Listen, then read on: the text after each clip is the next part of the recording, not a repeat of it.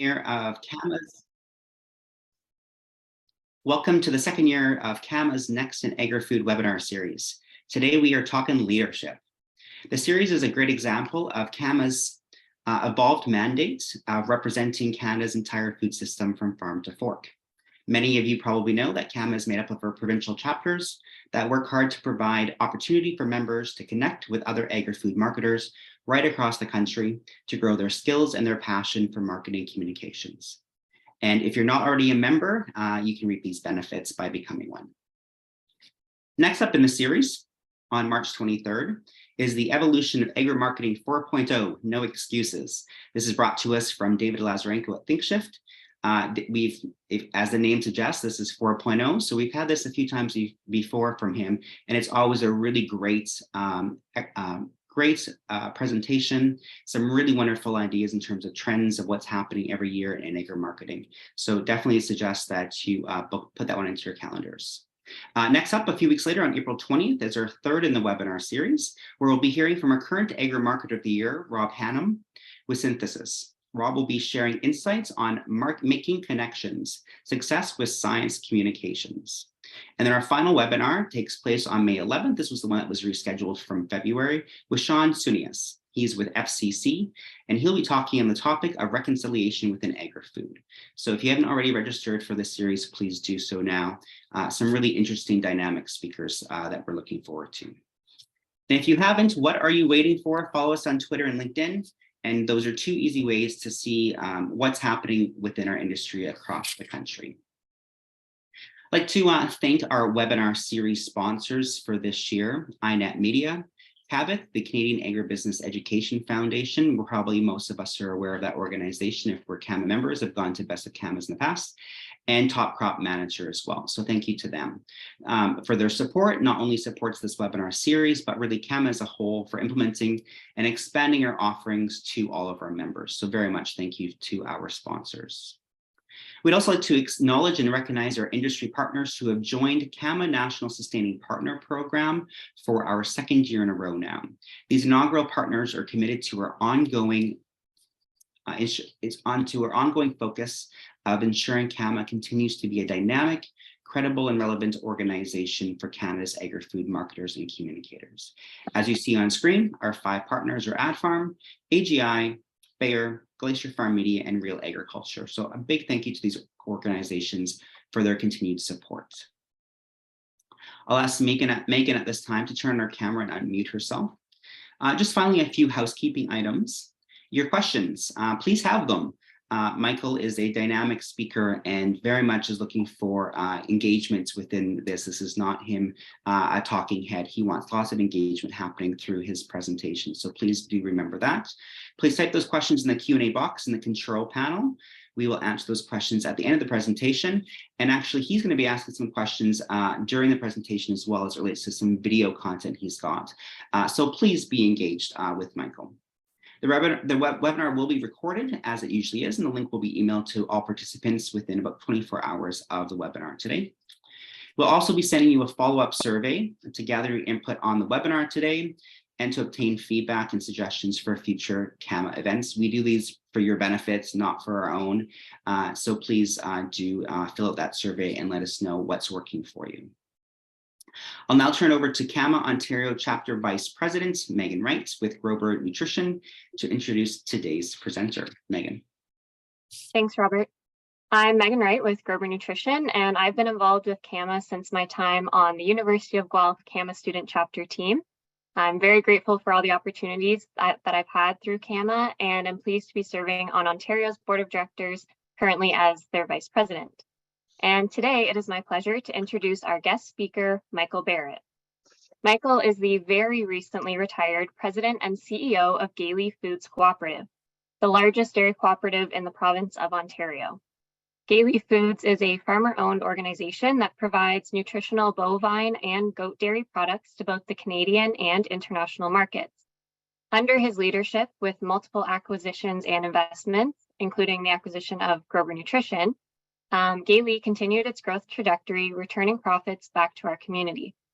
With 14 facilities across Canada, their commitment to rural sustainability and social responsibility is an ingrained value. Michael worked with Gailey Foods for over 2 decades and served 8 years as president and CEO. We're pleased to have him with us today to share his very valuable insights on leadership. Please welcome Michael Barrett.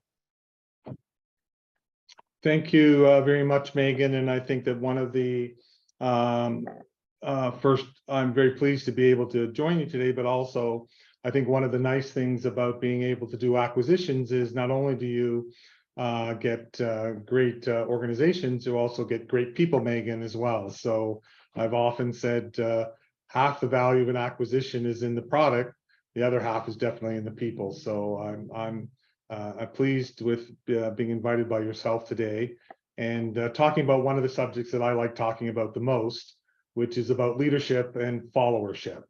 So now, just so the participants are aware, we've had some technical difficulties. So going to be switching back and forth a little bit through the presentation.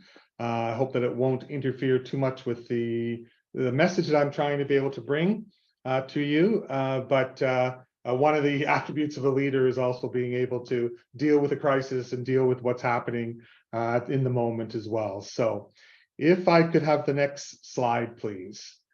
I think an essential part of anyone who does speak publicly or does have the opportunity to be able to share information, albeit whether it's right or it's wrong, is also just being able to make sure that there's transparency in being able to, where do we come from? It's interesting when speakers stand in the front, it's important to understand what attributes, what connections, what pieces do they have that they bring. So next slide.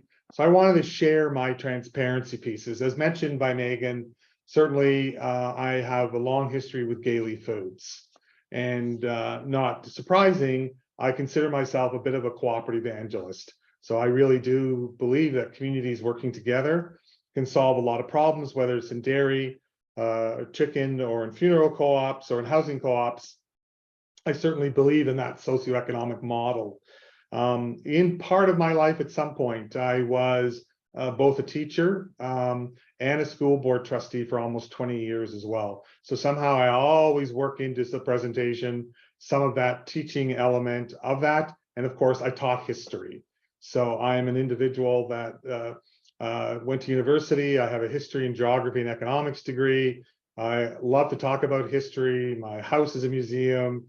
In fact, even on my honeymoon, I took my wife to the Smithsonian Museum in Washington, D.C., quite a romantic. So, but I'll always work a history piece into what we talk about.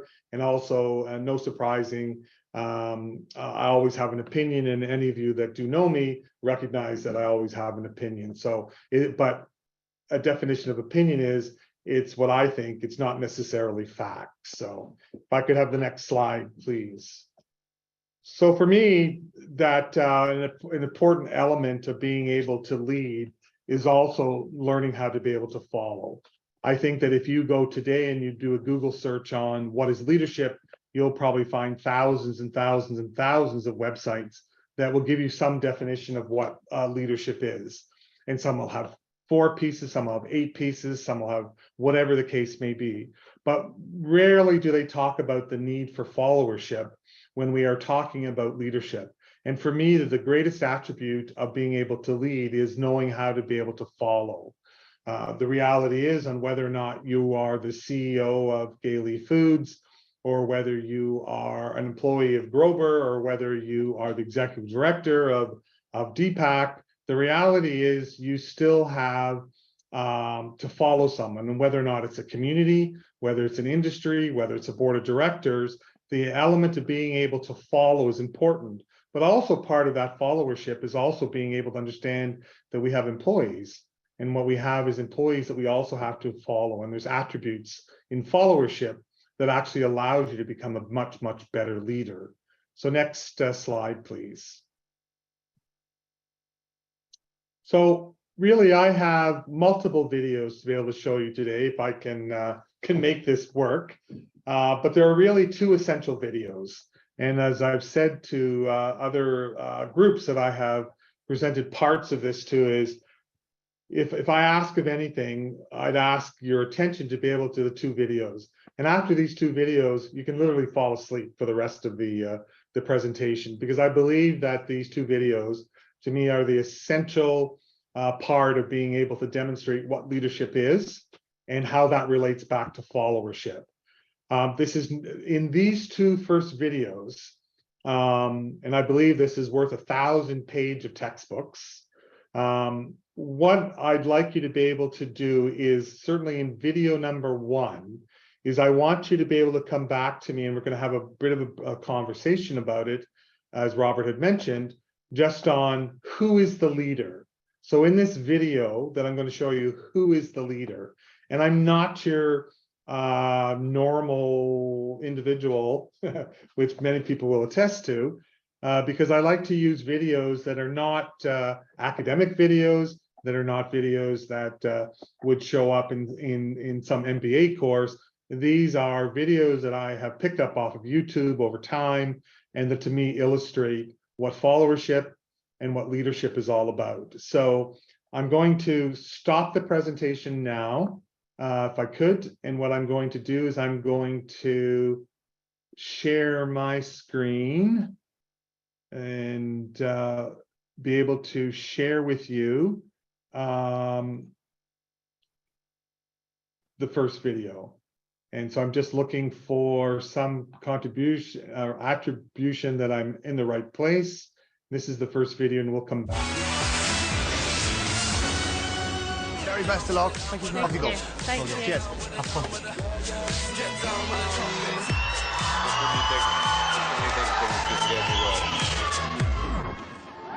Hello. Hi. Hi, how are you? I'm fine, thanks. How are you? Good, nice to meet you.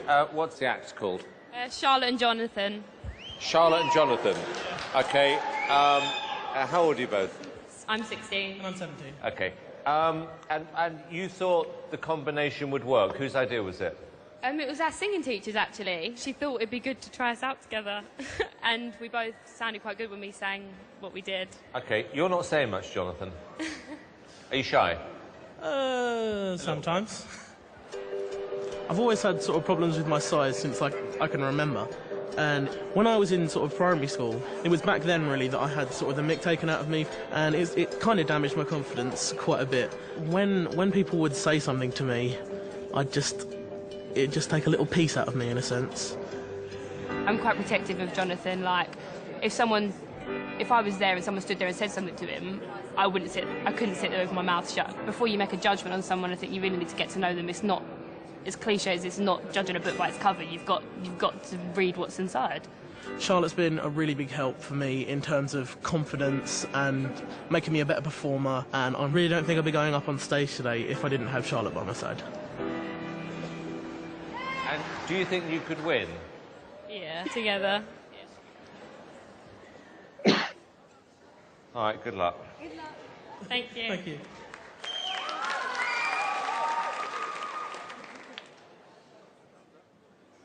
Here we go.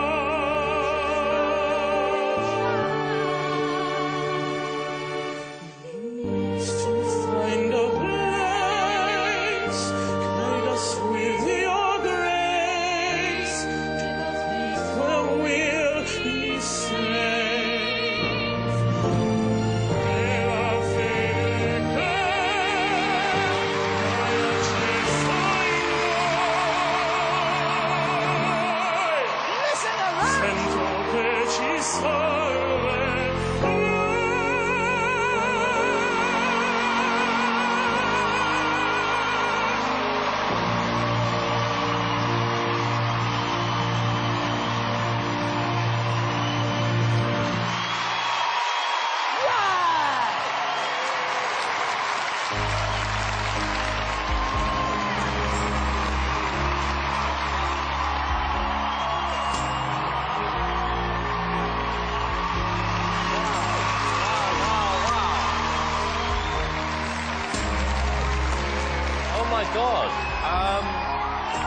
Alicia? It's not very often that happens, that you can move an audience like that. You sing beautifully together. It was world class. Thank you very much. Thank you. A pop voice and an opera voice together. It was incredible. Okay, this is what I think. Charlotte, I think you're good, but Jonathan, you are unbelievable. Seriously? Wow. You have an outstandingly good voice. Thank you very much. How old are you? 17. I mean, that's unbelievable. Jonathan, you are a future star. Thank you. I like the fact that this works as a duo, but I worry, Charlotte, whether you're going to hold him back. Well, we've come on here as a duo, and we're going to stay here as a duo.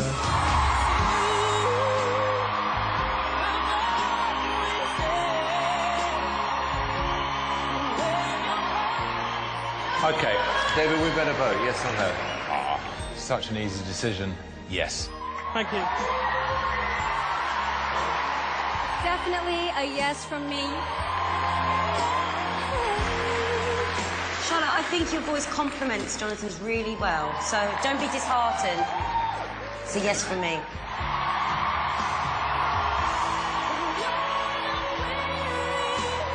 You know, my head here would say to you, Jonathan, dump her. And then my heart would say there was something kind of magical at moments together as well. So I'm going to say yes to the two of you. You got 4 yes.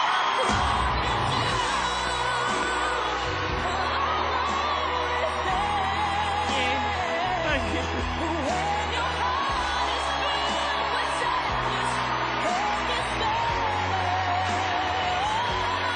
Yes! Well done! Well done, well done. He's like a young Pavarotti, that boy. I haven't heard a voice like that in years. To be that young and that good.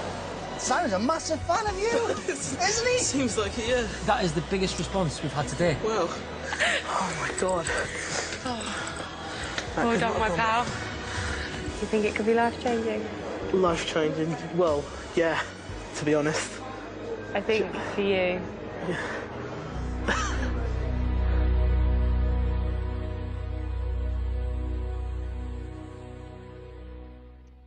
Okay, as I said, it's not your traditional video when we're looking at being able to understand what leadership is, but want to be able to have a conversation on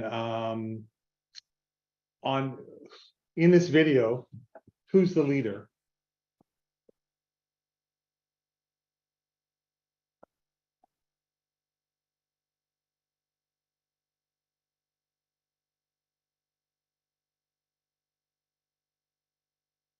So we can either put that up in chat. I think Alex or Robert, I think, is where we could. Who is the leader in this video? Looking for participation. I have all the answers.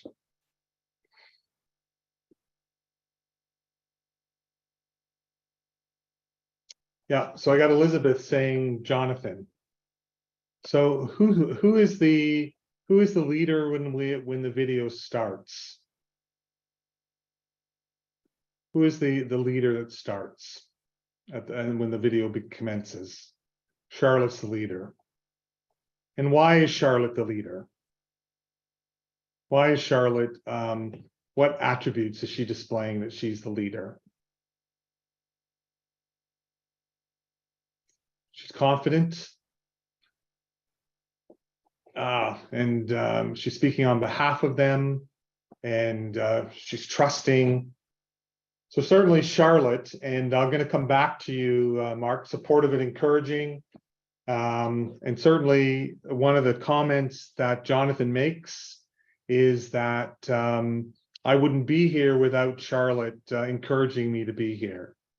And you can see, if you notice at the time that the singing commences, that Jonathan hesitates and misses his cue. And Charlotte encourages him. How does Charlotte encourage him when Jonathan has obviously missed the first cue and begins to sing a little too early? How does Charlotte encourage him?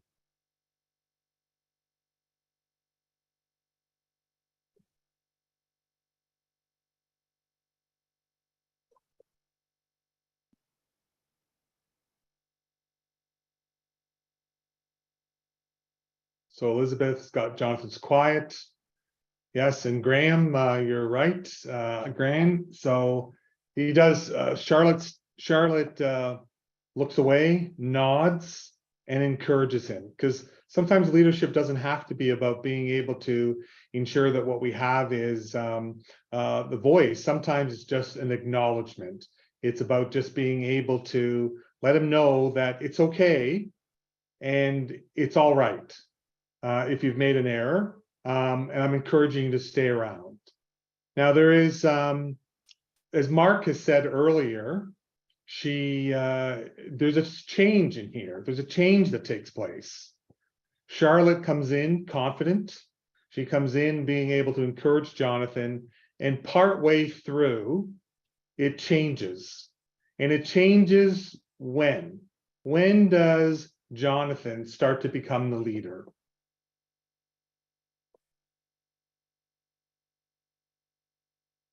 And Lanthea's good comments about being the coach and the leader brought out Jonathan's potential.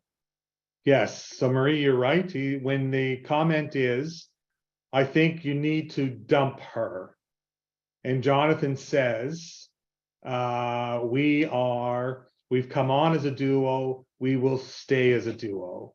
And at the beginning, Jonathan doesn't have much to say, but when they're getting the feedback, Jonathan is the one who's responding. Now, if knowing Charlotte, and I know I'm speculating a bit here, but if Jonathan said, I can go on singularly, I can go on by my own as a solo, do you think Charlotte would have backed off? Do you think Charlotte would have stepped back and allowed Jonathan to go forward on his own?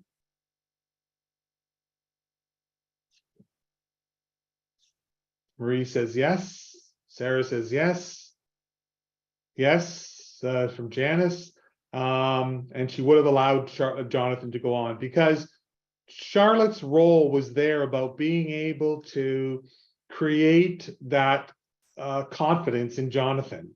It wasn't necessarily, it was about the leadership, but it was also about the followership piece. She switched from being a leader to a follower to say, Jonathan, you need to be able to, you could go on. And she was in tears, and you could see that she said nothing. And imagine if you're standing on the stage, you've encouraged Jonathan to come forward, and now all of a sudden what's happening is you're being told to get dumped. But it transitions during the process. So literally in 7 minutes, you're seeing a transition of an individual from being a follower or being a shy individual to being able to be the follower to the leader, and Charlotte going from the leader to the follower. What was Simon's opening remarks when they just started before they sing? What was Simon's cutting remark? Did you catch that at the beginning? Yes, Sarah, very good. Just when you thought it couldn't get worse. So already the individuals are already behind, being able to see what's happening here. Now, when they're coming down the stairs at the end, And they're kind of hugging each other. They're talking about how this is going to be life-changing. And she asks Jonathan, do you think this is going to be life-changing? And Jonathan said, yeah. Do you know what Charlotte said to Jonathan? What was the closing words that Charlotte had for Jonathan? There were 2 words that were said. For you. That's right, Stacy. Good. I don't see you, Stacy, but give yourself a gold star. For you. Because to me, that is the quintessential element of leadership. What is the number 1 priority of leadership is to develop other leaders. Charlotte went into that in order to be able to develop Jonathan. And she, as a 16-year-old, says, this is going to be life-changing. She's 16 and recognizes that it's going to be life-changing. And for who? And she says, for you. And that is the element. Then lesson number 1 of leadership is just that.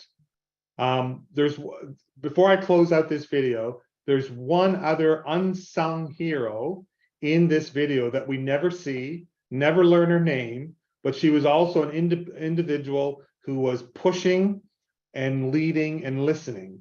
Who was that? I'm being able to really make this happen in the first place.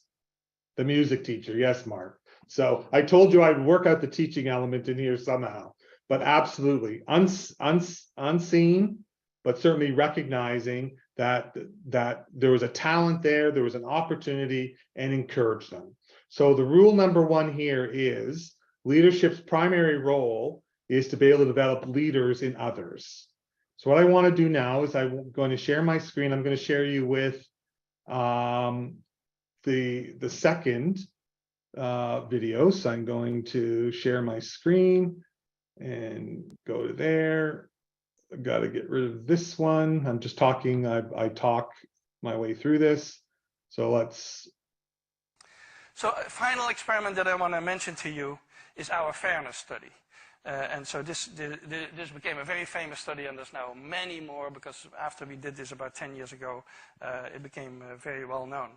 And we did that originally with capuchin monkeys, and I'm going to show you the first experiment that we did. It has now been done with dogs and with birds and with chimpanzees, but with Sarah Brosnan we started out with capuchin monkeys. So what we did is we put 2 capuchin monkeys side by side. Again, these animals, they live in a group, they know each other. We take them out of the group, put them in a test chamber. And there's a very simple task that they need to do. And if you give both of them cucumber for the task, the 2 monkeys side by side, they're perfectly willing to do this 25 times in a row. So cucumber, even though it's really only water in my opinion, but cucumber is perfectly fine for them. Now if you give the partner grapes, the food preferences of my capuchin monkeys correspond exactly with the prices in the supermarket. And so if you give them grapes, it's a far better food, then you create inequity between them. So that's the experiment we did. Recently, we videotaped it with new monkeys who had never done the task, thinking that maybe they would have a stronger reaction, and that turned out to be right. The one on the left is the monkey who gets cucumber. The one on the right is the one who gets grapes. The one who gets cucumber, note that the first piece of cucumber is perfectly fine. The first piece she eats. Then she sees the other one getting grape, and you will see what happens. So she gives a rock to us, that's the task. And we give her a piece of cucumber, and she eats it. The other one needs to give a rock to us. And that's what she does. And she gets a grape. And she eats it. The other one sees that. She gives a rock to us now, gets again cucumber.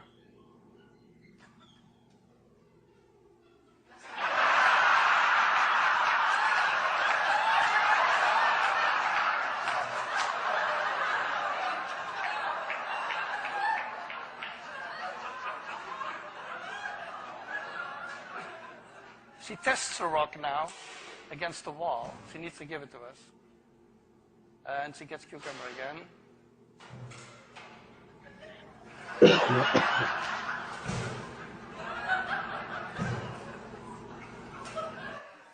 So this is basically the Wall Street protest that you see here.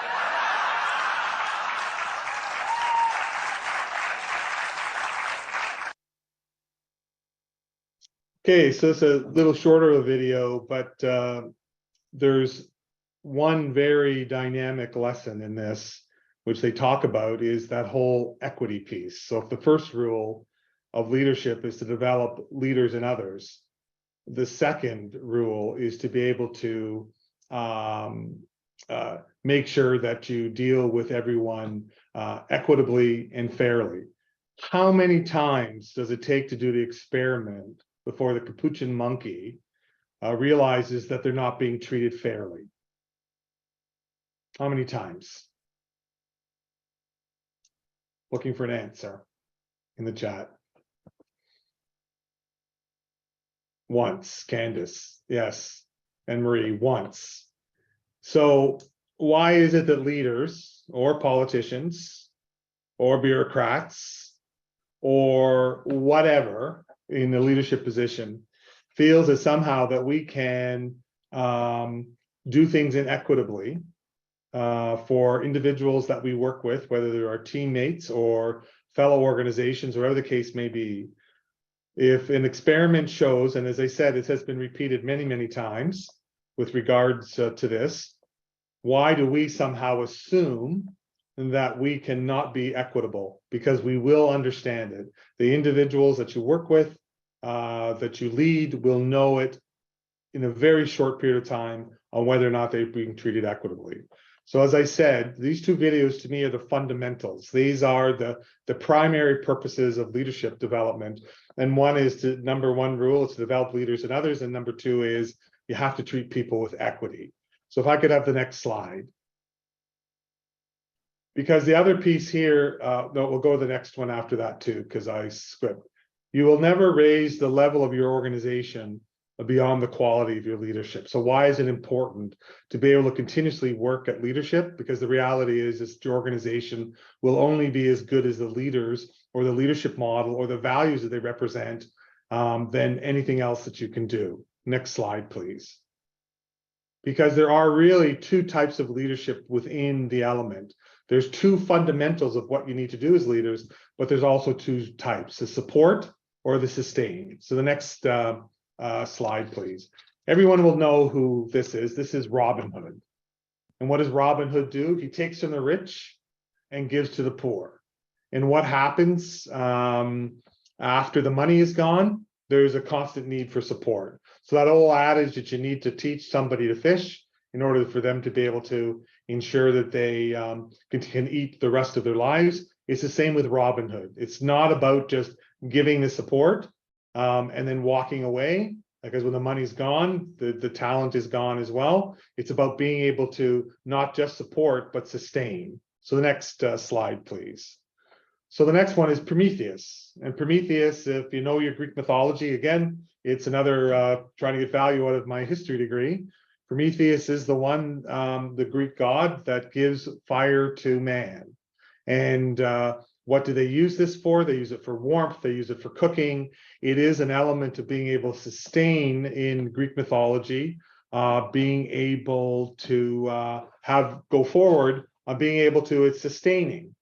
You could be a Robin Hood and give it somebody something and it doesn't sustain it, or you can give the person fire, whether it's fire in the belly, fire in leadership skills, all those other elements on being able to ensure that what happens is it's sustaining. And I don't always want to put it into context of kids because we are not kids. I do have 6. And quickly as a parent, you have to recognize, do you tie their shoes or do you teach them to tie their shoes? Do you support or do you sustain? So the next slide, please. And certainly everybody will have a different leadership style.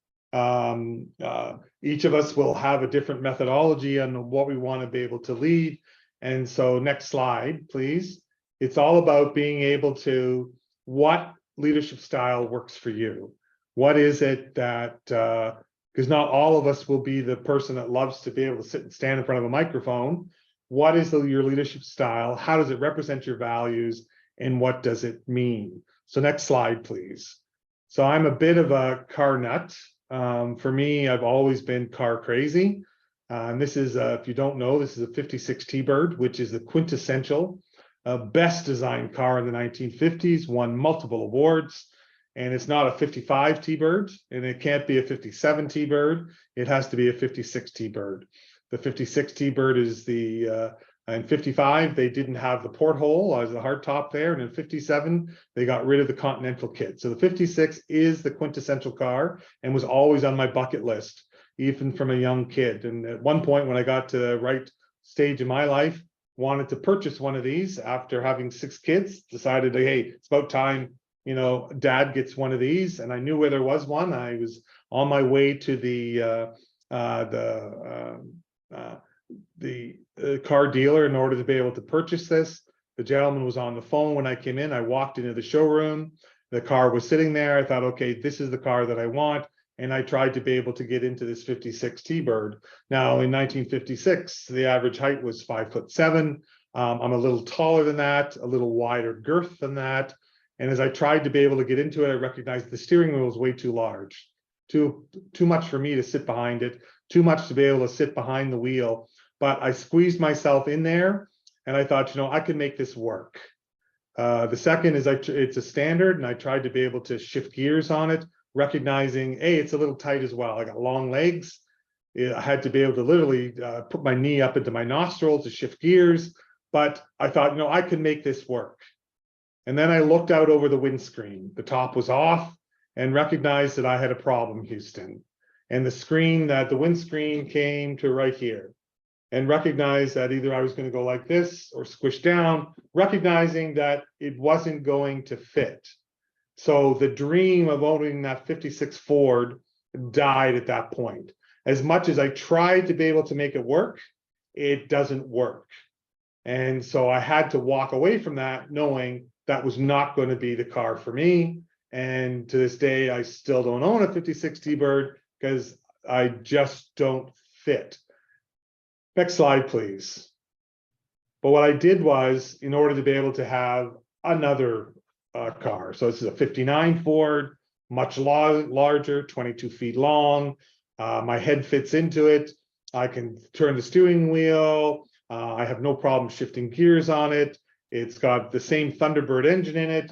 But what I had to do was to be able to alter my dream and my vision of what I needed in order to be able to make it work. And it's the same thing with a leadership model as well. It's the same thing in being able to look at leadership, to understand that what you don't want to be able to do is just being able to copy somebody. You have to be able to know what fits your leadership style. So you got to get to know yourself, know what you're comfortable with, and work within those elements, because then you will be the very best leader that you can be.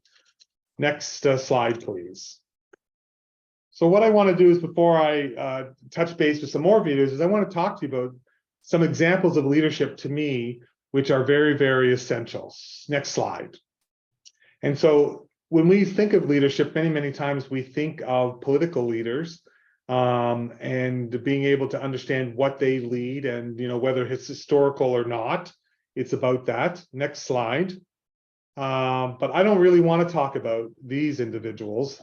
What I have found inspiring is other individuals that I have come across in my life that have demonstrated to me what leadership is really about. So next slide, please. So these are two individuals, Jackie and Mandy, that I like to do CYL, Cooperative Young Leaders Camp, for a week. I've done it for 20 years, where we have 14 and 15-year-old kids that come together. We be able to teach them leadership skills, cooperative methodology, but I certainly walk away from that course learning more than I've learned myself.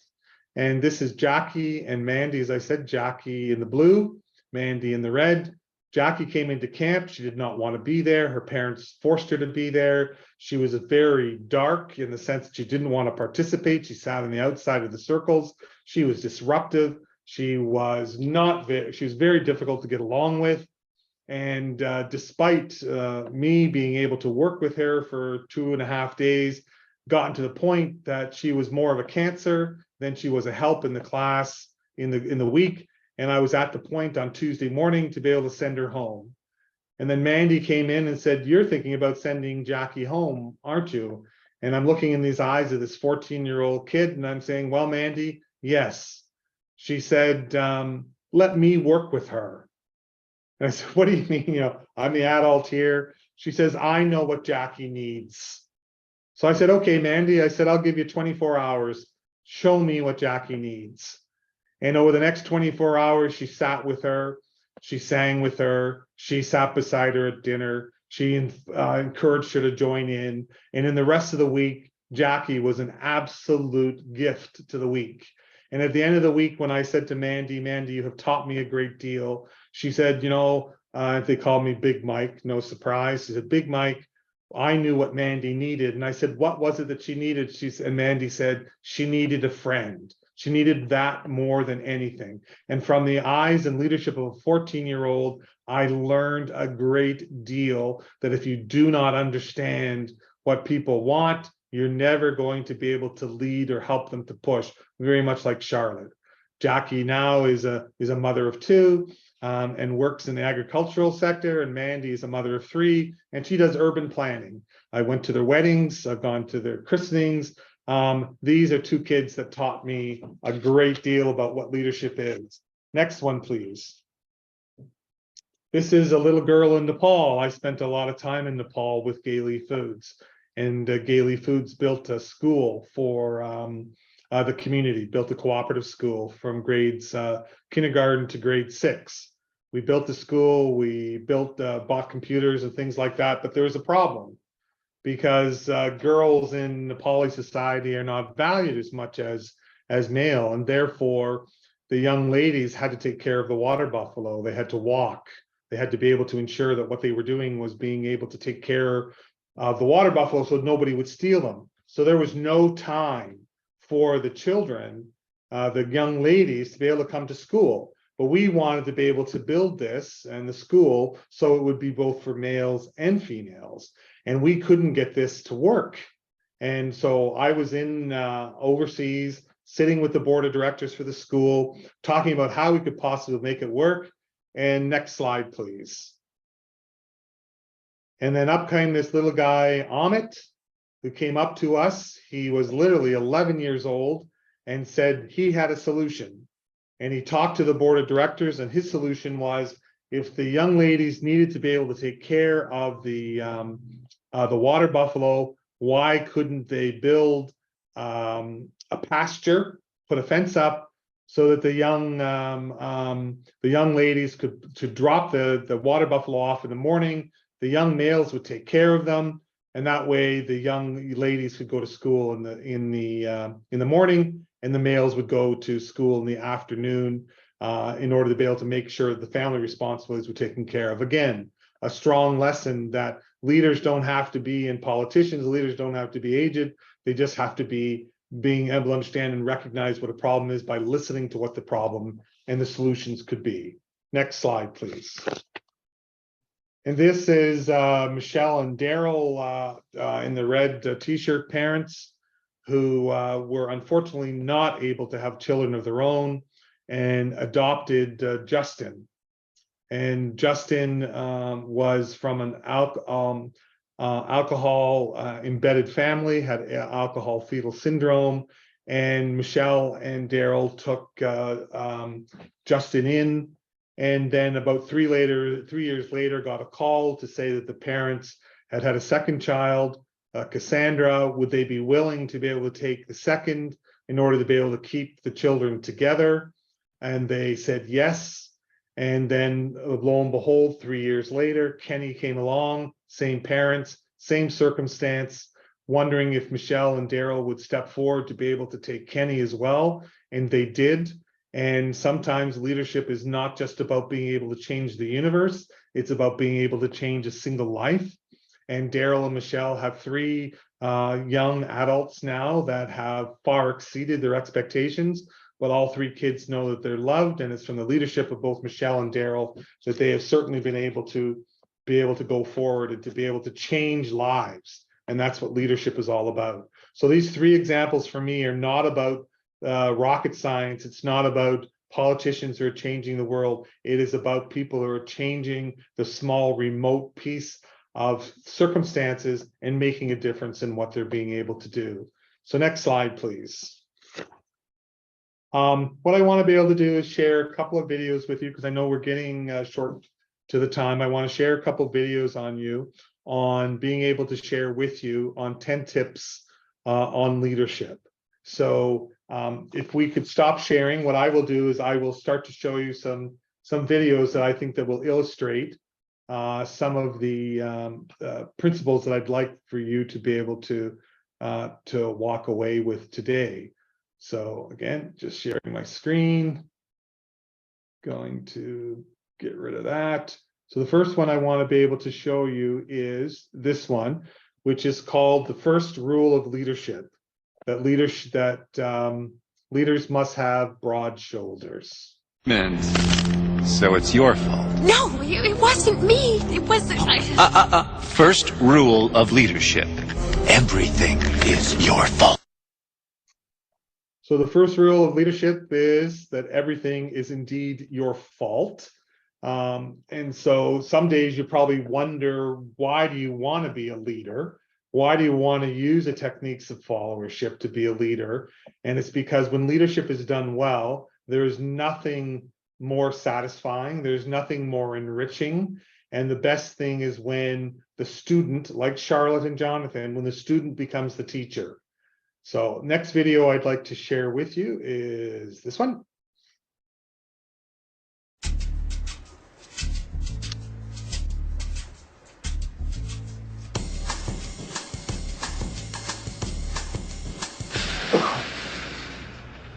Whoa, that's not good.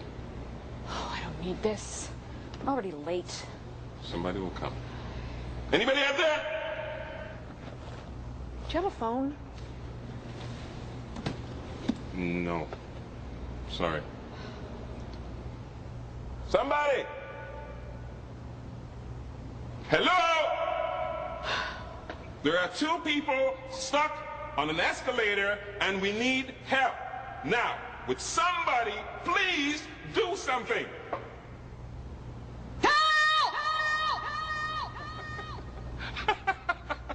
I don't believe this. You gotta be kidding me. I'm gonna cry. Well, there's not enough left to do. Certainly, this is one of my favorite videos, but certainly, you know, a goal of leadership is to develop lifelong skills in others. So put it in the context of the video, it's about being able to help your people, help your team get off the elevator, teach them how to be able to handle crisis, and get them off that escalator. Teach them how to be able to go forward. So also another piece of leadership is certainly one of those elements is that leadership is also very, very public. So let me just make sure I've got the right one. There we go. Carelessness and cannabis triggered a house fire in San Diego. When firefighters put out the flames, they discovered an elaborate pot growing operation there in the garage. Firefighters say some of those marijuana plants did burn. They also say one person was treated for smoke inhalation. I inhaled so much smoke.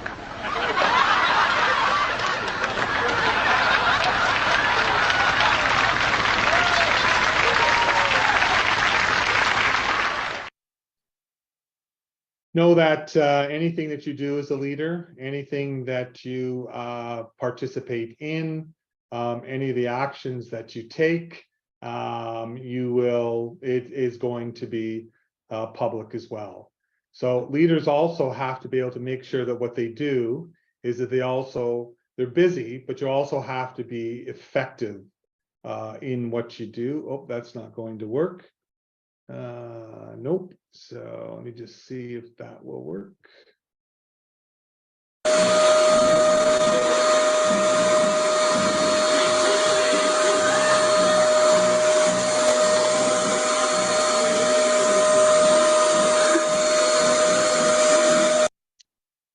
Short and sweet, but just knowing that if you indeed are going to lead, if you're going to be able to go forward, know that you have to be able to also really truly make a difference. Recognizing that we are running out of time, there's one video that I want to be able to leave you with, and So just prior to that, if we could put the presentation back up, I'll just go quickly through the 10 tips, show the last video. I'll stop sharing in order to do that. If you could share the presentation, that would be terrific. And just move on forward if you could. Don't judge others too quickly. Second tip is, as I said, leaders have broad shoulders. Everything's your fault. Lesson 3, transferable skills and other, help people get off the elevator. Number 4 is leadership needs to be patient because not everybody knows exactly what needs to be done. Lesson 5 is leadership rests upon the art of communication. So if indeed you've got to be able to say what you mean and mean what you say. Lesson number 6 is leadership looks for change. It does not believe in status quo. Lesson 7 is, as I said, leadership is public. Know that you will be on the 6 o'clock news. Lesson 8, leaders aren't busy, they're effective. Know where to vacuum. Lesson 9, we create dreams in others. As much as we also create leaders in others, we also create dreams in others. Lesson 10 is certainly followership is the foundation of leadership. And I'll show the one video. I just want to go down to a couple of slides. Oops, sorry. It's just a picture of the tea bag. I just wanted to explain. If you could, this one is, and then I'll show the video and be quiet. Leadership is very much like a tea bag. A tea bag is nothing except tea leaves in a piece of porous paper until you add hot water. So the element that I want to leave you with is that leadership is like a tea bag, is nothing until you have the opportunity to lead. And that's with, you're going to be immersed in hot water. That's when you're going to be what you can be. It's not in being able to do what is natural and comes naturally. It's about being able to get yourself to be able to show your attributes when you're immersed in hot water. So if we could stop sharing, and I'll just show my last video and go forward. So I just want to share my screen, go back here, and let me just, this one, and this will be the last for the day.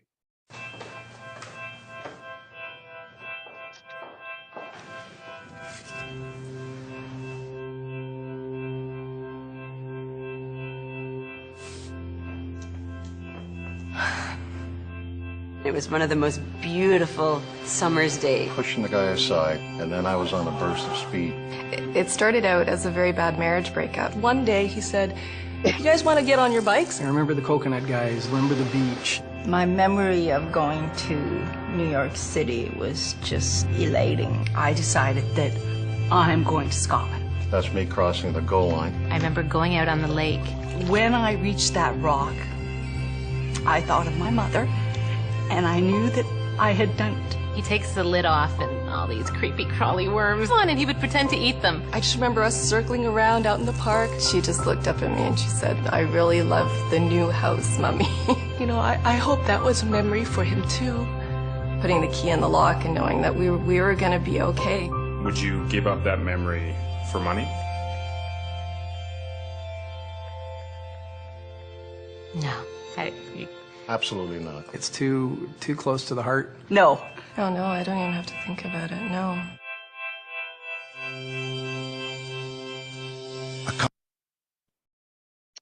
Okay, and I just want to be able to close with that, because many times we think of leadership as the achievement of goals, the production of the number of widgets, the being able to how much dollars of revenue.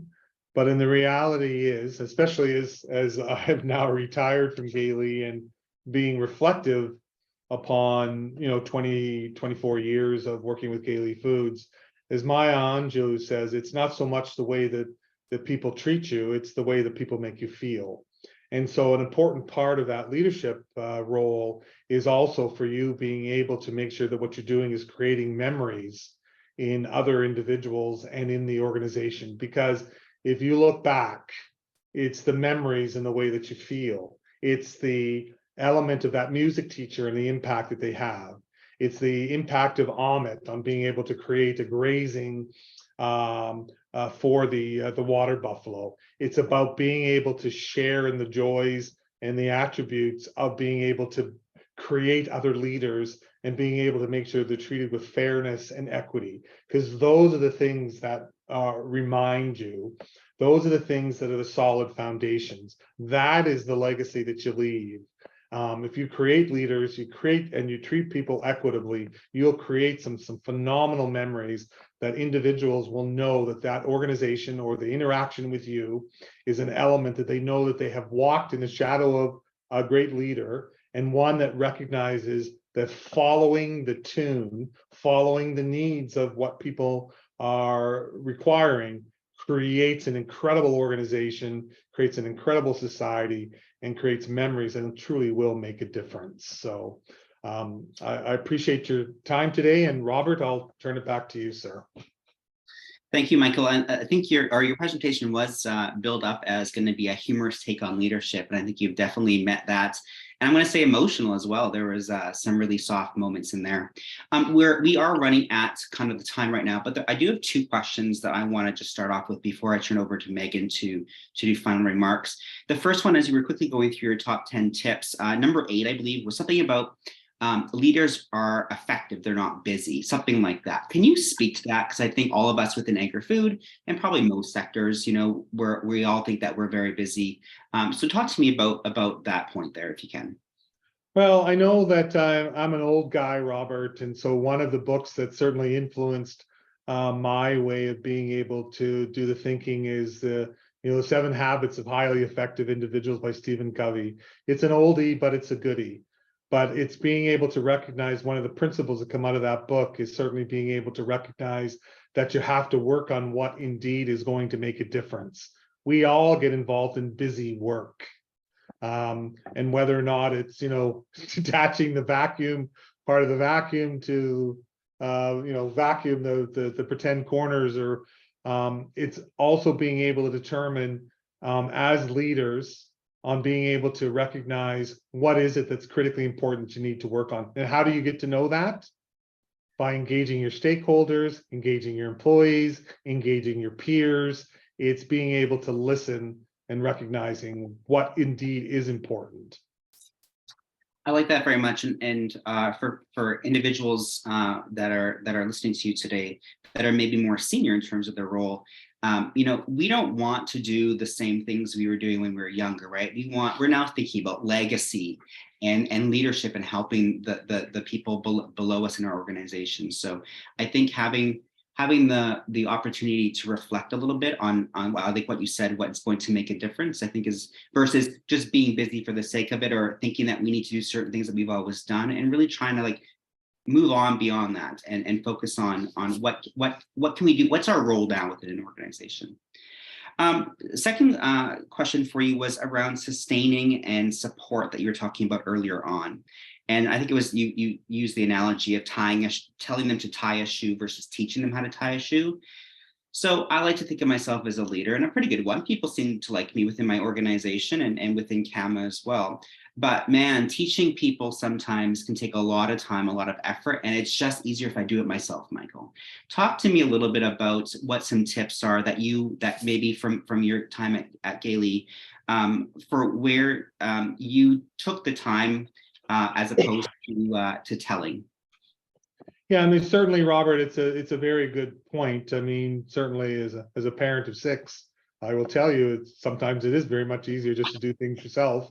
But certainly, I think that in an organization, it is about the sustainability. And I'm not talking about the capital S sustainability in the sense of environmental. It's sustainability of an organization, which then also comes back to being able to have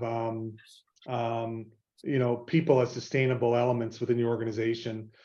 Gailey Foods, certainly we are very much a learning organization. Now, maybe had helped that the CEO was a teacher, so therefore I felt that education was always the opiate of success. But certainly in being able to run leadership programs, change management. And I know, Robert, it's difficult. I mean, I still struggle with it myself. But recognizing that what is the primary role of a leader is to create other leaders. And you can't create leaders without being able to give education and opportunity as well. And maybe taking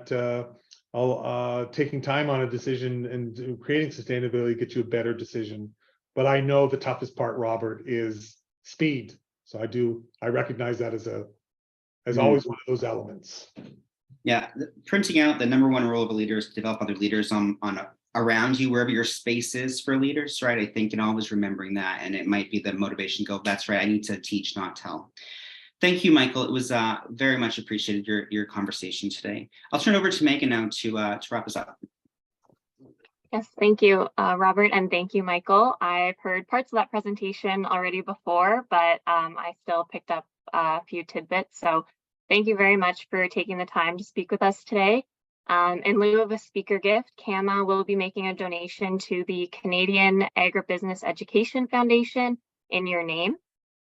And to wrap up, I'd like to again thank our webinar series sponsors, iNet Media, Cabot, and Top Crop Manager. And thank you to all of our participants today for supporting CAMA. And if you'd like to learn more about CAMA, you can go to our website at cama.org. So thank you, everyone.